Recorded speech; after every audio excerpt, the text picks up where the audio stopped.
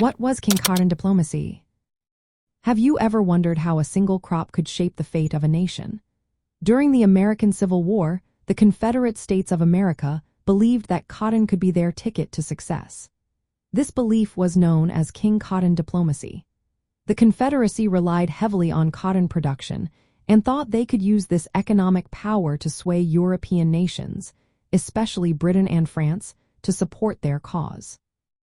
Before the war, Southern cotton was essential to the textile industries in Europe.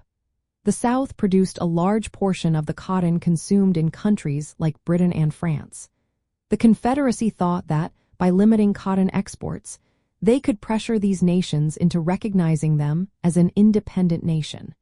They believed that Europe's dependence on Southern cotton would lead to intervention on their behalf.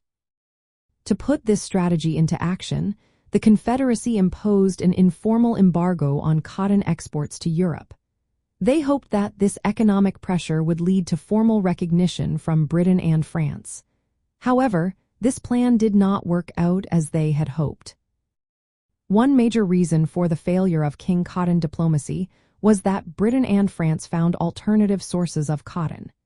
Countries like India and Egypt began supplying cotton, which lessened Europe's reliance on the South. Additionally, the Union's naval blockade made it difficult for the Confederacy to export cotton at all. This blockade further weakened the Confederacy's position. Another significant factor was the moral stance against slavery. Both Britain and France had abolished slavery and found it challenging to support a nation that still practiced it. This moral dilemma played a crucial role in their reluctance to recognize the Confederacy. Despite these setbacks, the Confederacy held onto the belief in King Cotton diplomacy until the war's end.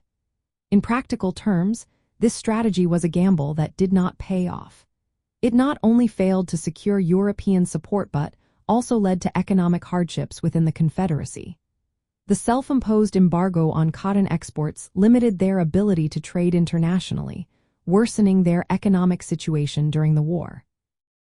In the end, King Cotton diplomacy serves as a reminder of how economic power can influence political decisions, but also how reliance on a single resource can lead to downfall.